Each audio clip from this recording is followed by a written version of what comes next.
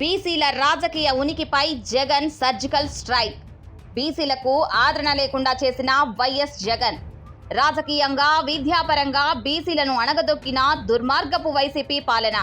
బీసీలకు జగన్ చేసిన ద్రోహం అంతా ఇంతా కాదు.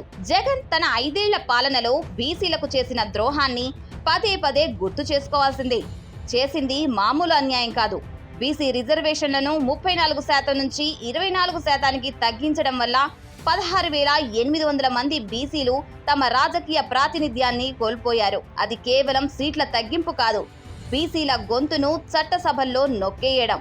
ఈ విషయాన్ని మర్చిపోతే భవిష్యత్తులో ఏ రాజకీయ పార్టీ అయినా బీసీల రిజర్వేషన్లను చుట్టపు చూపుగా చూసే ప్రమాదం ఉంది. బీసీల రాజకీయ సార్వభౌమాధికారం కోసం ఆనాటి ద్రోహాన్ని పదే పదే ఎండగట్టాలి. బీసీలకు న్యాయం చేయడం అంటే కుట్టు మిషన్లో పనిముట్లు ఇస్తే చాలు అని అనుకుంటుంది టీడీపీ ప్రభుత్వం. కానీ బీసీలకు న్యాయం చేయడం అంటే పనిముట్లు ఇచ్చి ఇంకా కూలీలుగా మిగిలిపోమ్మని కాదు.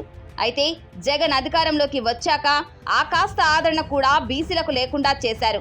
కుట్టు మిషన్లు, పనిముట్లు, పెళ్లి కానుక వంటివి పేద కుటుంబాలకు కాస్తైనా ఊరట ఇచ్చేవి. వాటిని తీసేసి కేవలం చిన్నపాటి నగదు బదిలీతో చేతులు దులుపుకున్నారు. ప్రజలను ప్రభుత్వంపై ఆధారపడేలా మార్చి వారి ఉపాధి హక్కును కాలరాసిన విధానాన్ని నిలదీయాలంటోంది బీసీవై పార్టీ.